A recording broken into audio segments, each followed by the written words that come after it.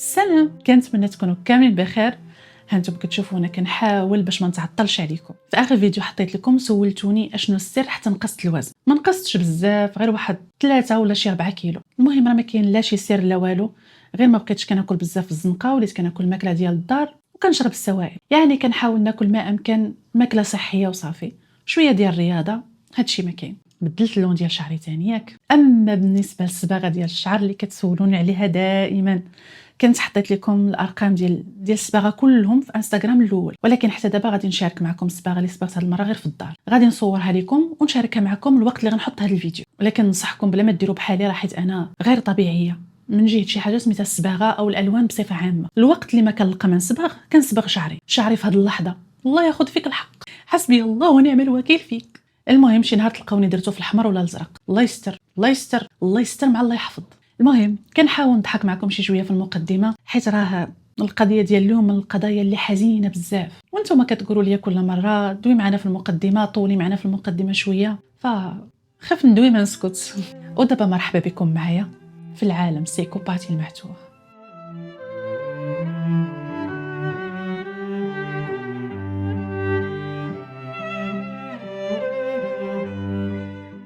سانتا باربارا مدينة على الساحل الشمالي الغربي لولاية كاليفورنيا الأمريكية، بعيدة من لوس أنجلوس بحوالي 156 كيلومتر. مدينة اللي معروفة بالمناخ ديالها المعتدل على مدار السنة. تسمات بهذا الاسم من طرف المستكشف الإسباني سيباستيان فيسكاينو سنة 1602. بشكل عام سانتا باربارا مدينة اللي المستوى المعيشي فيها مرتفع بزاف، يعني تكاليف المعيشة فيها غالية جدا. في هالمدينة كيعيش هنري هان أو الدكتور هنري هان. هان من مواليد 6 أكتوبر 1958 بالصين، بالتحديد في مدينة بكين، من عائلة اللي أفرادها تقريبا كلهم دكاترة وأطباء. الجد ديالو كان طبيب أعشاب ومعالج معروف، والأم ديالو جينيكولوج. أما الأب ديالو فكان ديرماتولوج، أخصائي أمراض جلدية. الوسط اللي تربى فيه هان كيعتبروا الطب ماشي مهنة فقط، وإنما إرث عائلي. سنة 1985 ملي كان في عمر هان 27 سنة، هاجر من الصين للولايات المتحدة الأمريكية بفيزا دراسية تخصص علم نفس. 3 سنين من بعد وصوله لأمريكا تزوج بمواطنة أمريكية. هذا الزواج ساعده بشكل كبير أنه يحصل على الأوراق ديال الإقامة في أمريكا، ولكن من بعد ما دازت واحد الفترة بسيطة على الزواج، الكوبل غادي يطلقوا بسبب مشاكل اللي كانت أغلبها اختلاف الثقافات، العادات والتقاليد، خصوصا من جهة هان اللي كان متشبت بالجذور ديالو الصينية وتربيته. مباشرة من بعد ما كمل الدراسة ديالو الجامعية في مجال علم النفس، هان غادي يقرر أنه يدخل مجال العلاج أو التداوي بالأعشاب، دومين اللي ما غربش عليه نهائيا، باعتبار أنه جدو كيف قلت لكم طبيب معالج ومتخصص في الطب البديل أو التداوي بالأعشاب. وباش يتعلم أصول هذا العلم والأساسيات ديالو، هان غادي يطلب مساعدة طبيب صيني أمريكي اللي اسم ديالو يونغ يو، واللي كان عنده كلينيك في سانتا باربارا للطب البديل والتداوي بالأعشاب. من بعد عامين ديال التدريب والدراسة اللي هندوزهم في الكلينيك ديال الدكتور يونغ، غادي يتفاجئ واحد النهار انه الدكتور يونغ باغي يدير كلينيك جديده في مدينه سان لوي، ويعرض الكلينيك ديالو في سانتا باربارا للبيع. فورا هان من بعد ما فكر وشاور العائله ديالو بالصين، غادي يقرر يشري العياده من الدكتور يونغ، وفعلا بالدعم والمساعده ديال عائلته قدر انه يشريها، وسماها هنري هان سانتا باربارا للتداوي بالاعشاب. بحال كل شيء البدايات الموضوع ما كانش سهل نهائيا. العياده في الاول نادرا ما كانوا كيجوها مرضى، ولكن مع الوقت والصبر والخدمه هان قدر انه يكسب الثقه ديال الناس، والاسم ديالو تعرف في المدينه كلها. والعياده بشويه بشويه بداو كيجوها الناس ماشي غير من سانتا باربارا، وانما حتى من مدن وولايات امريكيه اخرى. الدكتور هان اسس لنفسه طريقه خاصه وجديده للعلاج بالطب البديل، مزج فيها بين الطب التقليدي الصيني اللي كيعتمد فقط على الأعشاب الطبية والتداوي بالإبر مع الطب الغربي، وهذه الطريقة كانت عندها تأثير إيجابي على الصحة ديال الناس اللي قدروا فعلا أنهم يتعالجوا من أمراض كثيرة، لدرجة أنه في 2008 شارك في تأليف كتاب مع طبيب أمريكي الاسم ديالو غلين ميلار. عنوان ديال الكتاب على ما أظن الطب القديم والطب الحديث. في البدايات ديال الدكتور هان وقبل ما الكلينيك ديالو يتعرف وهو بنفسه يولي من أشهر الأطباء التداوي بالأعشاب، تلاقى بواحد البنت صينية الاسم ديالها جيني يو. جيني من مواليد 22 نوفمبر 1986، حتى هي من عائلة صينية بسيطة، الأب ديالها موظف والأم ديالها ربة بيت، وعندها أخت واحدة فقط. ملي كان في عمرها 20 سنة جيني لجانب الدراسة ديالها خدمات في مطعم الاسم ديالو نودل هاوس. جيني معروف على أنها إنسانة اجتماعية عفوية، من النوع ديال الناس اللي على طبيعتهم وفطرتهم، وعنده واحد الجاذبيه والكاريزما اللي كتخليها بسرعه تدخل قلوب الناس.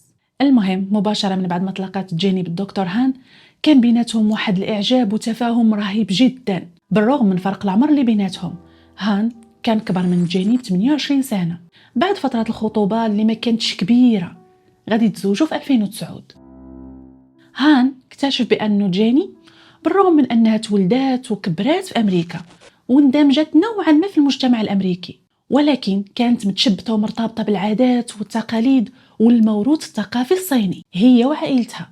واللي زاد قربهم أكثر من بعضياتهم هي أنه جيني عندها شغف بالأعشاب والطبيعة. جيني من بعد الزواج وقفت مع راجلها وساندته وساعدته، ولكن بقات مستمرة في العمل ديالها بالمطعم اللي بالرغم من سنها الصغير كانت هي لا جيرانت. بعد سنة من الزواج بالتحديد 26 مارس 2010 جيني وهان ولدوا بنية سموها إيميلي كانت هي القطعة ديال السكر، ولات هي حياتهم، ولات حرفيا الأكسجين اللي كيتنفسوه، خصوصا هان اللي كان كيحماق على بنته. جيني من بعد غادي تستقيل من خدمتها وتخدم دوام كامل مع هان في العيادة ديالو. كانت كدير بزاف ديال ليطاج، مسؤولة على الإدارة والاستقبال بما في ذلك برمجة المواعيد واستقبال المكالمات، وبعض المرات كانت كتساعد هان بتوجيهات منه في إعداد علاجات للمرضى، وفي نفس الوقت كانت مسؤولة على دارها والتربية ديال بنتها إيميلي. من بعد ما جيني خدمت مع الدكتور هان بدون مبالغة العيادة ديالو اسمه ولاو مشهورين جدا وكيجيو لعنده المئات ديال المرضى، خصوصا المصابين بأورام سرطانية، ومنهم بزاف اللي كانوا كيعانيوا من الآثار الجانبية ديال الأدوية أو لا ثيرابي. كلهم كانوا كيقولوا بأن الدكتور هان كان عنده فضل كبير في العلاج ديالهم، حيث علاقته بهم ما كانش مجرد علاقة طبيب بالمريض ديالو اللي كتنتهي بمجرد ما المريض كيخرج من العيادة. كنظن بأنه ربما الدراسة ديالو في علم النفس ساعدته بزاف أنه يفعل الجانب الإنساني في علاقته بالمرضى اللي ما كانوش كيعتبروه طبيب فقط وإنما أخو صديق. وحتى مراته وبنته إيميلي اللي كان عندها واحد المكتب صغير في قاعة الانتظار كتحط فوق منه أقلامها الملونة ورسوماتها الطفولية. المرضى كانوا كيعتبروهم عائلتهم أو جزء من عائلتهم، خصوصا إيميلي اللي كانت محبوبة جدا. حنا اليوم 23 مارس 2016 في الكلينيك ديال دكتور هان، والساعة دابا 10 ديال الصباح. بحال كل نهار أربعاء في هذا الوقت هان كيكون عنده موعد مع المستثمرين، ولكن الدكتور تعطل عليهم 45 دقيقة، ولحد هذه اللحظة ما جا متصل باش يلغي الموعد أو يأجلوا معاهم. الكوبل مارك ومالا باميبلو الأصدقاء ديال هان وفي نفس الوقت كيخدموا معاه كمحاسبين استغربوا من هذا التأخير، خصوصا أنهم كيعرفوا باللي هان إنسان منضبط جدا في مواعيده، من الناس اللي ممكن تحقق الساعة ديالك عليهم. وحيت خلال هاد السنين الطويلة اللي خدموا معاه في الحالات القليلة والنادرة جدا اللي كان كيتعطل فيهم غير 2 دقائق كان كيتصل بهم فورا. مالا غادي تتصل بهان بزاف ديال المرات، ملي ما جاوبهاش اتصلت بمراته جينيو، ولكن كل مرة كانت كتلقى فقط العلبة الصوتية. مارك من بعد ما فكر شوية قال لمراته ربما حيت عيد ميلاد بنتهم إيميلي قرب، تقريبا باقي ليه 3 أيام فقط، ربما يكونوا خداوها لديزني لاند. أكيد واحد شوية الدكتور هان أو جيني غادي يتصلوا بينا، وهما عارفين باللي كنتسناوهم فضروري غادي يتصلوا، خصوصا جيني باش تلغي المواعيد ديال المرضى اللي كيتسناو أو تأجلهم، وفي نفس الوقت تعطيهم تاريخ التأجيل. دازوا 2 ساعات وبعد محاولات فاشلة أنهم يتواصلوا مع الدكتور هان أو مع جيني مراته، مارك غادي يتصل في حدود 12 ديال النهار بشخص الاسم ديالو دون جيلبير، صديق هان من تقريبا 25 سنة وكيسكن قريب منه في نفس الحي. مارك حكى لدون الوضع وطلب منه يمشي للدار ديال هان باش يشوف اشنو واقع. السكن ديال الدكتور هان كان عبارة على فيلا كبيرة أو بالأصح على قصر.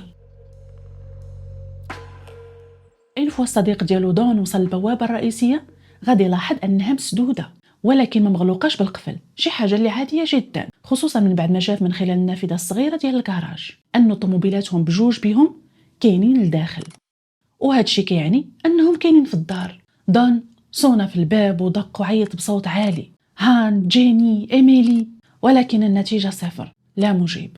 المكان كان هادي جدا، الهدوء اللي كيخوف نوعا ما. هنا دون وبدون تردد غادي يتصل بمركز طوارئ 911 باش يديروا الويلفير تشيك.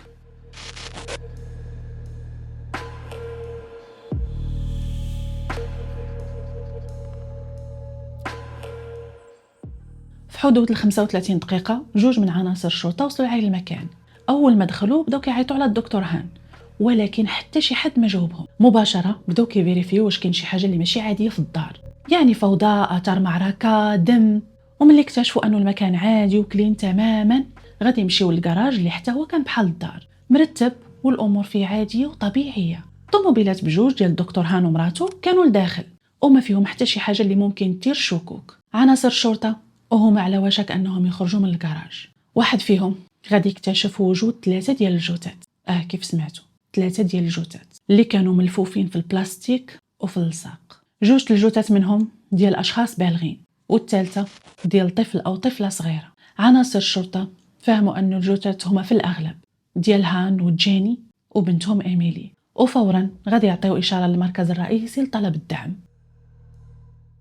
دون كان مع عناصر الشرطه في الكراج قدام هذا المشهد الكارثي. السيد حرفيا كان واقف مصدوم، ما قدرش يصدق انه الجثث اللي قدامه هما ديال جيني وايميلي وصاحبه هان، اللي بالرغم من انه كبر منه ب10 سنين كان دائما كيقول لي انك انت خويا الصغير.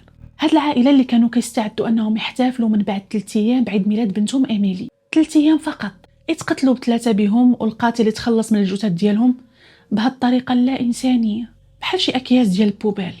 شكون هو هاد الشخص اللي قدر يرتكب جريمه بهاد الوحشيه؟ والاهم، شنو الدافع اللي خلاه يتخلص من هاد العائله؟ بمجرد وصول المحققين وعناصر الشرطه العلميه لمسرح الجريمه، اول حاجه لفتت انتباههم هي الرائحه القويه ديال مواد التنظيف، وهذا الشيء كيعني انه القاتل حاول ينظف مسرح جريمته قبل ما يخرج منه.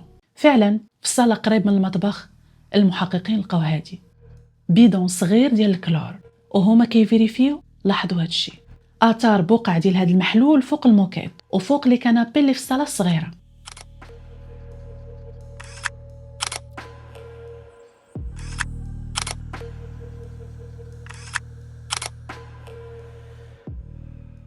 وحتى في غرفه النوم، بالتحديد فوق السرير. على ذكر الأسرة، المحققين لقوهم بدون أغطية وبدون مخاد. غادي يكتشفوا أنه لي كوفغولي والمخاد نصهم كاينين في ماكينة التصبين كيف كتشوفوا، والنص الآخر كان مدكس فوق بعضياته في الغرفة ديال الغسيل. دائما من خلال المعاينة المحققين اكتشفوا آثار بقع فوق الماكينة ديال التصبين، ولاحظوا أنه صفارة الإنذار ديال الماكينة عطات السينيال، حيث الحمولة اللي تحطات فيها كانت فوق الوزن المسموح به. حاجة أخرى، هاد الأغطية والمخاد سواء اللي في الماكينة أو اللي في الغرفة ديال الغسيل كلهم كانوا ملطخين بالدم. عاد أنه المحققين هما كيقلبوا غادي يلقاو رصاصة عيار 22 كانت في واحد المخدة، وشظايا ديال الرصاص كانوا في قلب الوسيد اللي كانوا في غرفة الغسيل. في مسرح الجريمة المحققين خلال الفحص والتدقيق لقاو 3 الأغلفة مطابقة للقذائف اللي في الكيس البلاستيكي اللي المجرم لف فيه الجثة ديال جيني. عاد أنهم لقاو غلاف ديال الرصاصة في الغرفة ديال إيميلي بين القاعدة ديال السرير والإطار ديالو، للإشارة بالرغم من أن المحققين ما لقاوش سلاح الجريمة في مسرح الجريمة، ولكن هذه الأدلة أكيد غادي تساعدهم من بعد. يعني إنفو المحققين غادي يحطوا إيديهم على السلاح المشتبه به عن طريق المقارنة ديالو بالأدلة اللي عندهم، غادي يتعرفوا عليه بكل سهولة. المحققين وخلال المعطيات اللي عندهم في مسرح الجريمة قدروا أنهم يبنيوا سيناريو لتسلسل الأحداث اللي وقعت في الفيلا ديال الدكتور هان. الجرائم 3 بهم وقعوا في غرفة النوم اللي كاينه في الطبقه الاولى، وعلى الاغلب الضحايا كانوا ناعسين، يعني تقتلوا خلال النوم ديالهم. هان كان في غرفه النوم الرئيسيه، وجيني وايميلي كانوا في الغرفه اللي في اخر الكولوار اللي هي الغرفه ديال ايميلي. هذه الغرفه بالذات المحققين كان صعيب عليهم انهم يسجلوا عليها ملاحظات، صعيبه من الناحيه الانسانيه لانه المشهد فعلا كان مؤثر بزاف، حيث كان واضح من خلال الاثار انه جيني كانت كتقرا لايميلي قصه قبل ما تنعس، وجيني نعسات وهي كتقرا فيها. عملية التدقيق والمعاينة لمسرح الجريمة استمرت لساعات وساعات، بدات مع 12 ديال الليل من بعد ما المحققين حصلوا على إذن تفتيش من المدعي العام، وغادي تستمر حتى الصباح. في غرفة النوم الرئيسية جنب السرير واحد من المحققين لاحظ وجود كيس ورقي بحال ديال ماكدونالدز. ملي فتحوا لقى فيه واحد الوثيقة موقعة بتاريخ 22 مارس، يعني آخر نهار الدكتور هان شاف فيه حي. هاد الوثيقة عبارة على كونطرا أو عقد تجاري من 4 ديال الصفحات، وموقعة من طرف 2 ديال الأشخاص بصفتهم شركاء، يعني العقد هو عقد شراكة. الطرف الأول أو الشريك الأول هو هنري هان، والطرف الثاني أو الشريك الثاني الاسم ديالو بيير هوبش، ملياردير ورجل أعمال وعالم كيميائي. بيير هوبش من مواليد 23 أكتوبر 1988 بتكساس. ما لقيتش معلومات كافية على طفولته، ولكن الملف ديالو الدراسي كيأكد أنه ما عاش طفولة مستقرة في مكان أو مدينة أو مدرسة وحدة، وإنما العكس هو الصحيح. بيير خلال المرحلات الابتدائية والإعدادية انتقل بين بزاف ديال المدارس الداخلية في مدن وولايات مختلفة، تكساس، جورجيا، من بعد أريزونا وماساتشوستس، وفي الأخير استقر في كاليفورنيا. في 2008 وهو في عمره 18 سنة الأم ديالو توفات بعد معاناة مع السرطان، وربما هذا هو السبب اللي خلاه يهتم بالطب البديل أو العلاج بالطب البديل. الأب ديال بيير الاسم ديالو فريدريك من أصول أردنية، عامل سابق في وكالة الاستخبارات الأمريكية CIA في أواخر الثمانينات وبداية التسعينات. مباشرة من بعد التقاعد فريدريك أسس شركة بترولية. دون قال المحققين بلي فريدريك كان هو ليدول ديال ولدو بيير اللي دار المستحيل باش ينجح، تفوق في دراسته الجامعية، أسس ثروة كبيرة وهو فقط في عمره 25 سنة. ولكن للأسف كان أب قاسي سواء مع ولده أو مراته اللي كان هو السبب الرئيسي في المرض ديالها بالسرطان.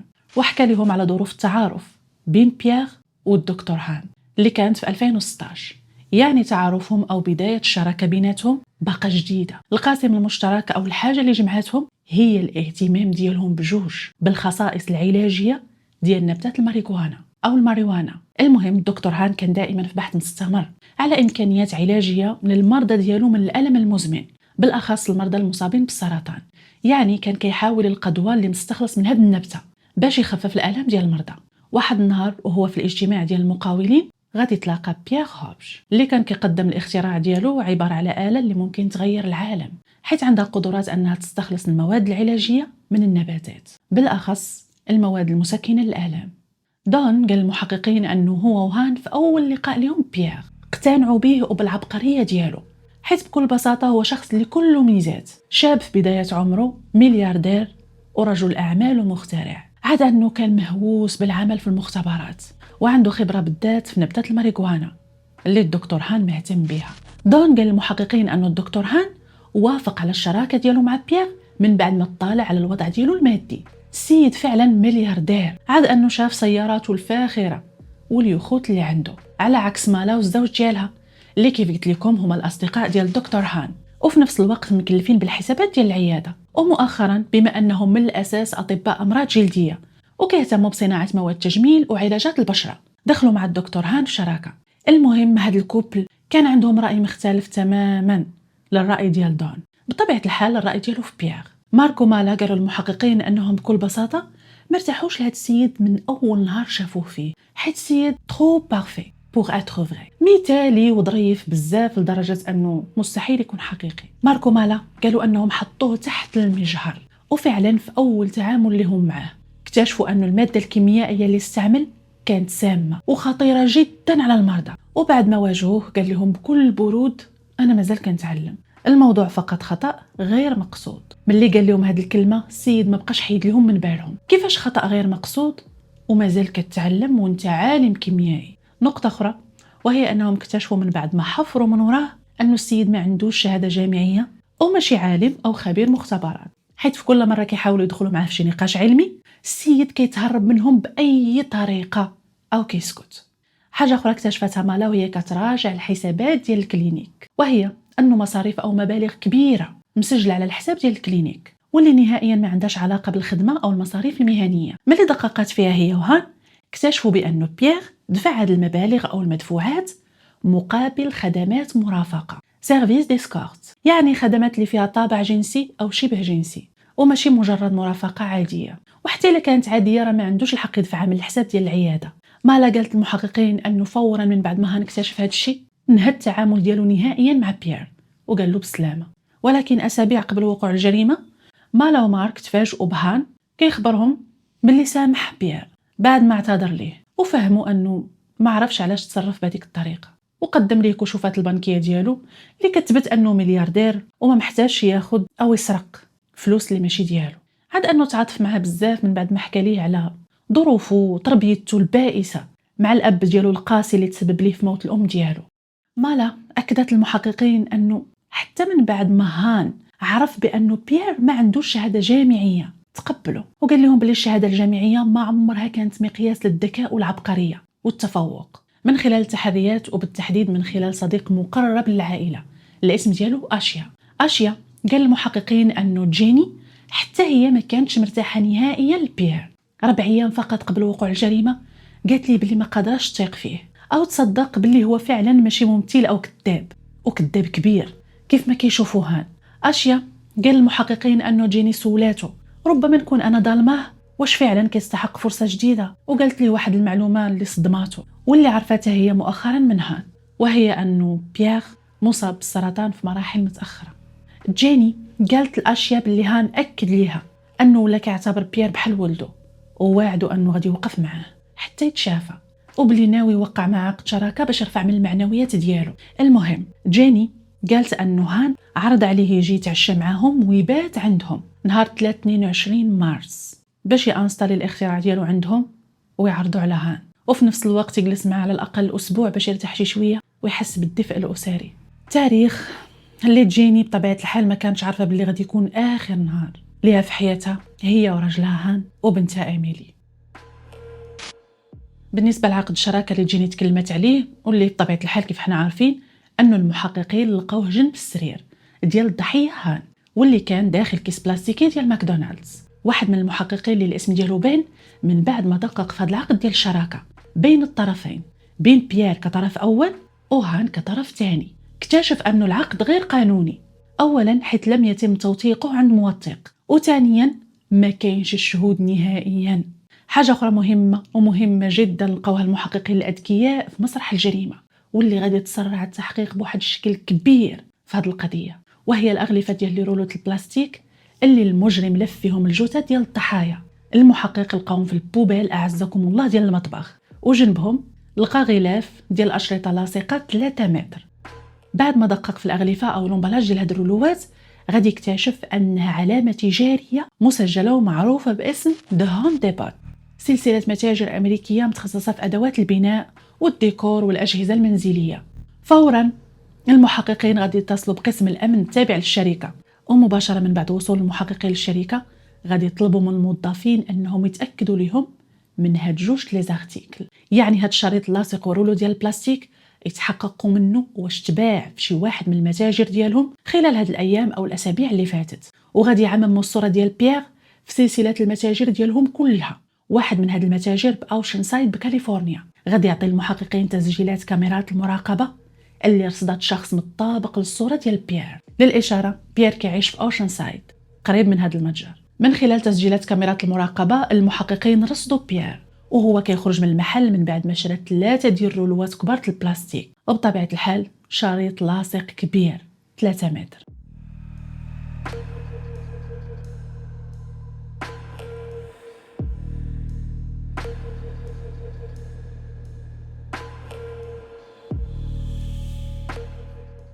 في نفس النهار المدعي العام غادي يوجه تهمة القتل لبيير هاوشن اللي غادي يولي المتهم الأول والوحيد في جريمة قتل ثلاثية. ثانيا غادي يصدر مذكرة ضبط وإحضار وإلقاء قبض ضده، وبما أنه السيد مختفي ولا أثر له المحققين غادي تجيهم واحد الفكرة. بما أنه تليفونات ديال الضحايا هان وجيني ما لقوهمش نهائيا في مسرح الجريمة، فوارد جدا أنهم يكونوا بحوزة المتهم وممكن عن طريقهم يوصلوا ليه بكل سهولة. احتمال ضعيف وكيبقى مجرد حدس، ولكن المحققين وبما أنه ما عندهمش خيار آخر فغادي يمشيو وراه وما غاديش يندموا نهائيا، حيث من خلال تتبع تليفون الضحايا المحققين لاحظوا أنهم تحركوا من سانتا باربرا للجنوب. التليفون ديال هان فجأة مات وما بقاش عطى شي إشارة، وعقلوا مزيان على هذه النقطة حيث غادي نقول لكم من بعد علاش. ولكن التليفون ديال جيني بقى كيتحرك حتى وصل لأوشن سايد فين كيسكن بيير وفين كاين المتجر اللي شرا منه الرولويات ديال البلاستيك والأشرطة اللاصقة. التليفون ديال مرا ميتة وصل البوليس العنوان القاتل ديالها. بعد 24 ساعة فقط من اكتشاف الجثث السلطات اعلنوا على حملة مطاردة في أوشن بكاليفورنيا على بعد 320 كيلومتر فقط من مكان الجريمة. الشرطة المحلية في أوشن سايد وحدات المجهودات ديالها مع المحققين في سانتا باربرا باش ينسقوا عملية عالية الخطورة، واللي على قبلها كلفوا وحدات تدخل خاصة جاهزة باش تحاصر المشتبه به في أي وقت تاحت لهم الفرصة. المحققين في سانتا باربارا كانوا خايفين أن المتهم يختفي في أي لحظة بشكل نهائي وما يعاودوش يلقاو وسيلة أخرى باش يوصلوا ليه. هادشي علاش أفراد منهم تسللوا باش يراقبوا الدار اللي عايش فيها بيير مع الأب ديالو، وفي نفس الوقت وخلال المراقبة كينقلوا المعلومات بشكل مستمر للوحدات اللي مشاركة معهم في المراقبة. معلومة ضروري نقولها لكم وهي أنه قصة الأب ديالو اللي كان قاسي وبسبب الأم ديالو مرضات بالسرطان وتوفات كانت مجرد كذبة كبيرة اخترعها بيير، بحال أنه عالم فيزيائي مخترع رجل أعمال ملياردير، كل شيء كذوب في كذوب. أما بالنسبة للكشوفات البنكية اللي كانت فيها مبالغ خيالية حتى هي مجرد فوتوشوب السيد بدع فيها باش يخدع ناس اللي نية وساذجين بحال الدكتور هان. المهم خلال مراقبات الدار ديال الأب بيير فجأة فريدريك غادي يخرج من داره. بطبيعة الحال فريق المراقبة تبعوه بالطوموبيل بلا ما يحس بيهم. المهمة ما كانتش نهائيا سهلة حيث هما عارفين أنهم كيتعاملوا مع عميل سابق في الاستخبارات وخاصهم ياخدوا الحيطة والحذر باش ما يحسش بهم أو ينتبه لهم نهائيا. المهم العملية ديال التتبع استمرت حتى السيد وصل لمحل تجاري والمارت اللي قريب نوعا ما من السكن ديالو في حدود 12 و10 دقائق ديال الليل. تسجيلات كاميرات المراقبة صدات فريدريك وهو كيتلاقى بالمتهم موضوع مذكرة إلقاء القبض يعني ولدو بيير. كيف ما هو واضح من خلال تسجيلات كاميرات المراقبة طوموبيل مارك برلين ديال الأب وصلت هي الأولى وبعدها مباشرة وصلت الطوموبيلة ديال ولدو بيير. بجوج بهم بقاو كيتكلموا شي شويه ومن بعد الكوفر ديال برلين تفتح، خرجوا منه جوج ديال السيكان كبار وحطوهم في الكوفر ديال طوموبيلة بيير. ثواني من بعد كل واحد فيهم ركب في طوموبيلته ومشى في الاتجاه المعاكس ديال الاخر. فريق المراقبه بطبيعه الحال غادي يتبعوا بيير اللي كان قدامهم مباشره في الطوموبيل ديالو. فجاه غادي يوقف في ستاسيون سيرفيس. بطبيعه الحال بيير ما كانش عارف بانه البوليس وراه مباشره متبعينه في كل كيلومتر وفي كل ستوب. عاد أن وحدات الشرطة اللي قراب منه كانوا على استعداد يلقيو عليه القبض في أي دقيقة ويحاصروه. فعلا دقائق قليلة من بعد وفي لمح البصر سيارة مدنية قطعت الطريق على بيير وفي نفس الوقت عدد كبير ديال عناصر الشرطة اللي كانوا جاهزين ومسلحين لقاو القبض على المتهم. المطاردة وصلت لنهايتها والمتهم غادي يتحط في الحراسة النظرية من بعد 48 ساعة فقط على وقوع الجريمة. بطبيعة الحال من بعد ما عناصر الشرطة مكنوه من ممارسة حقوقه بعد التوقيف، مثلا حقوقه في التزام الصمت، حقه في محامي وحقه في اتصال بواحد من أفراد عائلته، وبطبيعة الحال حقه أنه يعرف سبب توقيفه. من أول لحظة في غرفة التحقيق بيير كان كيتكلم غير بوحده. المحققين حسوا أنهم ماشي في استجواب بوليسي روتيني وعادي وإنما قدام واحد الشخص اللي كيحكي لهم على فيلم ديال الجاسوسية أو على سيناريو المحور ديالو نظرية المؤامرة. بيير قال لهم أنه هو ماشي شي إنسان عادي وباللي هو ضحية مؤامرة، وأكد لهم باللي حياته في خطر حيت ناس مجهولين تابعين لجهات غير معروفة كيحاولوا يصفيوه بسبب معجزته العلمية اللي اخترعها. وقال لهم أنه خلال اليومين اللي فاتوا مشى لعند الدكتور هان في داره باش يانستالي عنده الاختراع ديالو اللي عبارة على جهاز طاقة لا متناهية. وملي سولوه اشنو كان كيدير في المركز التجاري هوم ديبوت ووراوه تسجيلات كاميرات المراقبة، قال لهم أنه مشى باش يشري شي ماتريال اللي خاصو رولوات ديال البلاستيك واللصاق. وملي سولوه المحققين امتى آخر مرة شاف عائلة هان، قال لهم آخر مرة شفتهم بتاريخ 22 مارس مع 2 ديال النهار مباشرة من بعد ما وقع العقد مع الدكتور هان وبعد ما تغدى معاه ومع عائلته. خرج من الدار ديال الدكتور هان ومن سانتا باربارا. وأكد المحققين أنه مستحيل يأذي الدكتور هان، مستحيل يأذيه هو ومراته وبنته الصغيرة، حيث بكل بساطة كيعتبرهم عائلته عزازين عليه بزاف واتهم بشكل مباشر الأعداء ديالو المجهولين اللي كيكرهوه وحاقدين عليه بسبب الاختراع ديالو. قال المحققين أنهم قتلوا العائلة ديال الدكتور هان باش يورطوه في الجريمة وينتقموا منه ويدمروا له المستقبل ديالو. خلال الاستماع المتهم المحققين غادي يجيهم اتصال غريب عجيب لا متوقع اللي قاطع لهم التحقيق. الشخص اللي اتصل الاسم ديالو تيجي ديريدا مزارع، وقال أنه عنده معلومات مهمة على جريمة قتل الدكتور هان ومراته جيني وبنته إيميلي. تيجي قال المحققين بلي كيعرف الدكتور هان من مدة طويلة، حيث الدكتور هان كان كياخد عنده نباتات اللي كيستخلص منهم أدوية كعلاج للمرضى ديالو. قال المحققين أنه الدكتور هان هو اللي عرفه على بيير وقال عليه بالحرف أنه كيميائي معروف وشخص عبقري. ولكن مع الوقت تيجي يكتشف بأنه بيير هو مجرد شخص اللي عزيز عليه يبان على الناس ويحسسهم أنه حسن منهم، شخص اللي كيموت على المظاهر وتافه جدا لدرجة الملل. ومن كثرة ما هو كيتكلم على نفسه وكيتباهى على الناس كيولي واحد الإنسان اللي ممل جدا وتافه. تيجي قال أنه مع الوقت ولاو بجوج بهم أصدقاء لدرجة أنه ولا كيثيق في بيير واحد درجة كبيرة. واحد من المحققات تاع تيجي: علاش وليتي صاحبه مع أنك كتقول بلي هو إنسان تافه وسطحي وعزيز عليه المظاهر؟ تيجي جاوب المحقق هو كيضحك: حيت حتى أنا إنسان ممل وتافه وسطحي بحاله، يعني الشخصية ديالو قريبة من شخصيتي بزاف. ما شاء الله، الطيور على أشكالها تقع. تيجي كان المحققين أنه بتاريخ 23 مارس في حدود 9:39 دقيقة ديال الصباح وصلوا واحد الميساج من بيير كيقول لي فيه: أنا في سانتا باربارا، بغيت نشوفك وجها لوجه. تيجي يجاوبو: مرحبا بك، أجي دابا عندي لداري. المسافة بين تاوست أوك فين كيسكن تيجي وسانتا باربارا تقريبا تحتاج ساعة ديال الطوموبيل. فعلا في حدود 10:45 دقيقة بيير وصل لعنده. الشكل ديالو كان غريب جدا، بحال الا ما ناعسش، ووجهه صفر، وقال له بكل برود وثبات انفعالي: انا ارتكبت جريمه، وملي ارتكبتيها لاش جاي عندي؟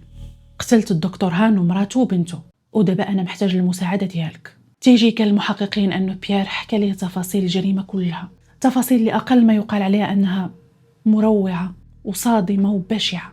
ووصف ليه حتى كيفاش بغى يحاول يخرج الجثث من الدار.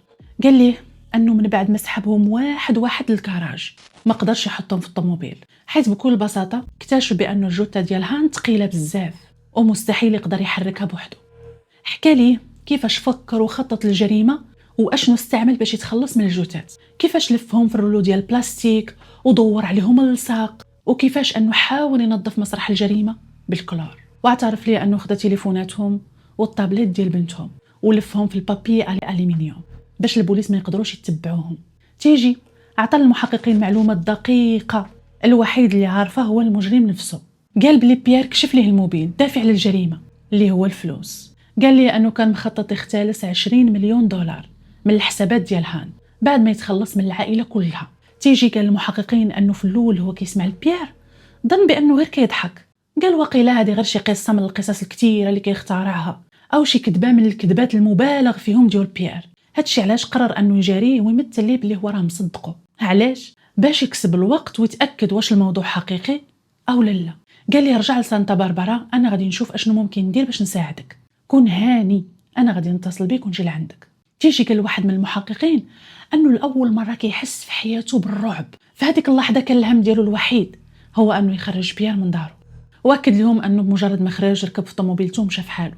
فورا اتصل بالدكتور هانو باي واحد ممكن يعطيه شي معلومه عليه، ولكن للاسف حتى شي حد ما جاوبه. بعد ما دازت ساعه بيير ولا كيرسل ليه رساله من وراء رساله. من خلال ميساجاته كيف قال تيجي المحققين كان باين انه مصدوم ومحبط حيت ما ساعدوش وحيت ما كيجاوبوش على ميساجاته. فجاه في واحد من هاد الرسائل بيير غادي يقترح عليه انه يسافر معاه لاس فيغاس.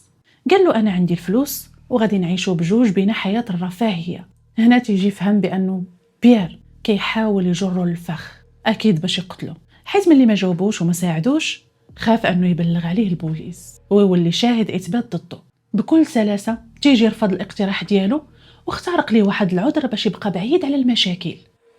في نفس النهار في حدود 7:35 دقيقه بيير ارسل ليه اخر رساله قال لي فيها انا تدمرت وحياتي انتهت بسبب خطا في التوقيت، تعطلت، كان عليا نبدا تنفيذ الجريمه بكري شي شويه. بالنسبه للمدعي العام في هذه اللحظه المتهم يعني مع 7:35 دقيقه كان كيستعد انه يرجع لمسرح الجريمه ومعاه شاحنه كبيره باش ينقل فيها الجثث ديال الضحايا، ولكن جرت الرياح بما لا تشتهي السفن. البوليس كانوا سبقوه لمسرح جريمته فيلا الدكتور هان. معلومه ضروري تعرفوها وهي انه الليله اللي تلقى فيها القبض على بيير المحققين لقاو في الطوموبيل ديالو مسدس عيار 9 ملم في الكرسي حدا السائق. عاد الباسبور ديالو وجوج ديال لي ساك بلاستيك كبار عامرين بالمواد الغذائيه بحال الا السيد كيوجد لواحد الهروب اللي طويل. الاب ديال بيير المحققين لقاو عليه القبض في نفس الليله، ولكن بما انه ما لقاو ضده حتى شي حاجه يعني شي دليل اللي ممكن يربطه بالجريمه. بعد ليله كامله في التحقيق تم اطلاق السراح ديالو في الصباح وفي نفس النهار المحققين غادي يفتشوا الطوموبيل ديال المتهم، وهاد المرة بشكل دقيق ومركز. وفعلا غادي يلقاو اولا لي بورطابل ديال هان وجيني والطابليت ديال ايميلي اللي كلهم كانوا ملفوفين بالبابي الومنيوم كيف قال لهم تيجي. المحققين لقاوهم تحت الكرسي ديال السائق. ثانيا لقاو البزطام والباسبور والكارت كريدي والتأمين الاجتماعي ديال هان. ثالثا في الكوفر تحت الرويضة سكور لقاو هاد المرة سلاح الجريمة ومعه كاتم صوت وذخيرة. أسبوع بعد وقوع الجريمة نتيجة التشريح الطبي خرجت. الطبيب الشرعي أكد أنه هان ومراته جيني كل واحد فيهم المجرم طلق عليه 3 ديال الرصاصات، أما إيميلي فطلق عليها 8 ديال الرصاصات، أي المجموع 14 رصاصة، وكلها مطابقة للذخيرة اللي المحققين لقوها في مسرح الجريمة. المدعي العام وجه للمتهم 3 اتهام بالقتل من الدرجة الأولى، يعني ممكن يتحكم عليه بالإعدام. الدفاع ديال بيير دار المستحيل باش الموكل ديالو يتفادى عقوبة الإعدام، وفعلا المدعي العام وافق، ولكن بشرط أنه المحاكمة تكون بدون هيئة محلفين، يعني أنه القاضي هو اللي يعطي القرار ومصير المتهم ماشي هيئة المحلفين. ربما تساءلوا أشنو الفرق ما بين المحاكمة بالمحلفين والمحاكمة بدونهم. الجواب هو أن المحاكمة بالمحلفين كيكونوا فيها مجموعة ديال المواطنين، يعني مواطنين عاديين، عادة كيكونوا بين 6 حتى 12 شخص، كيستمعوا الشهود، كيشوفوا الأدلة، وهما اللي كيقرروا واش المتهم مذنب أو بريء. المحاكمة بدون هيئة محلفين يعني أن القاضي هو اللي غادي يستمع الشهود ويفحص الأدلة، ومن بعد هو اللي غادي يقرر مصير المتهم. وهنا القاضي كيكون حيادي ماشي بحال هيئة المحلفين العاديين اللي ممكن أنهم يتأثروا بالعاطفة أو بالإعلام.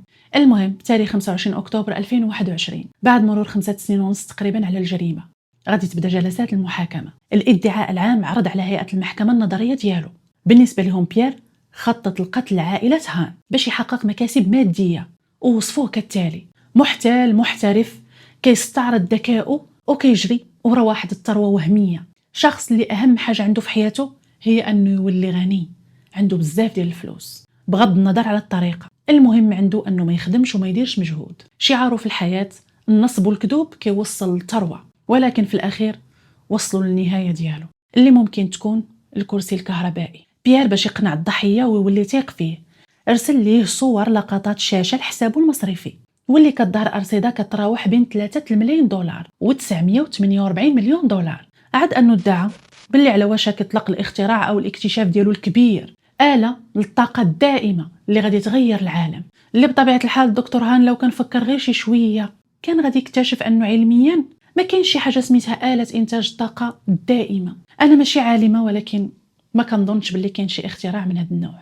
الناس اللي دارسين هذا المجال ممكن يفيدونا في التعليقات. المدعي العام قدم للمحكمة جدول زمني مفصل لتحركات المتهم ابتداء من 17 مارس، يعني 6 أيام قبل وقوع الجريمة. بيير بدا عملية بحث مكثف على الانترنت، كان كيقلب على طريقة باش ينتحل صفة طبيب في البنك، وكان كيقلب على ملابس آسيوية وعلى أقنعة حقيقية مصنوعة من الجلد واللحم.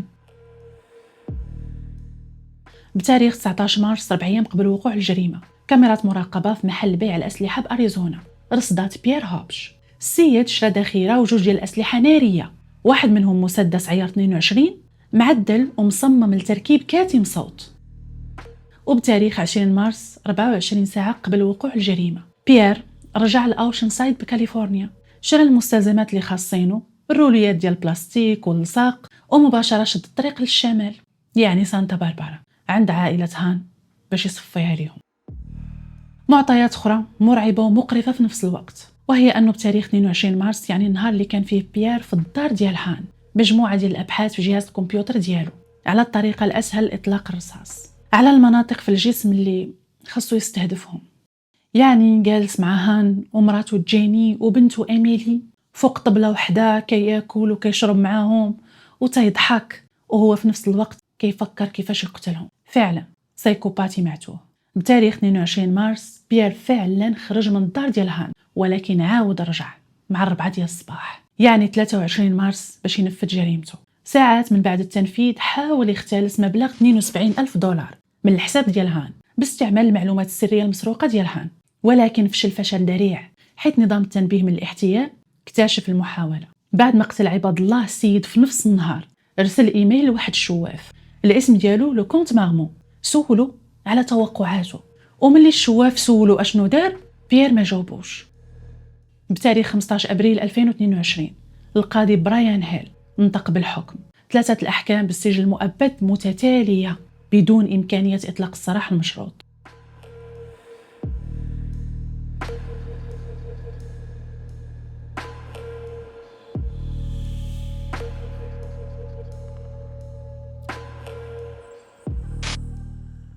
وكانت هذه القضية ديال اليوم. الإنسان في هذه الحياة ما عمره تيق وما يخدمش غير العاطفة 100%، يخدم عقله ويسمع حتى للناس اللي دايرين به.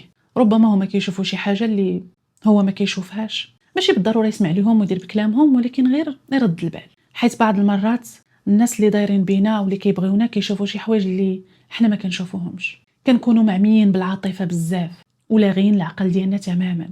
المهم غادي نتسنى نظرياتكم وآرائكم في القصة ديال اليوم، وفي نفس الوقت اقتراحاتكم، يعني شنو هما القضايا اللي كيعجبوكم اكثر. انا ما سخيتش بكم، وشكرا اللي عطيتوني من وقتكم وبقيتوا معايا حتى لاخر الفيديو. كنبغيكم بزاف، تهلاو ليا في ريوسكم، ونتلاقاكم في القضيه الجايه. بسلام عليكم.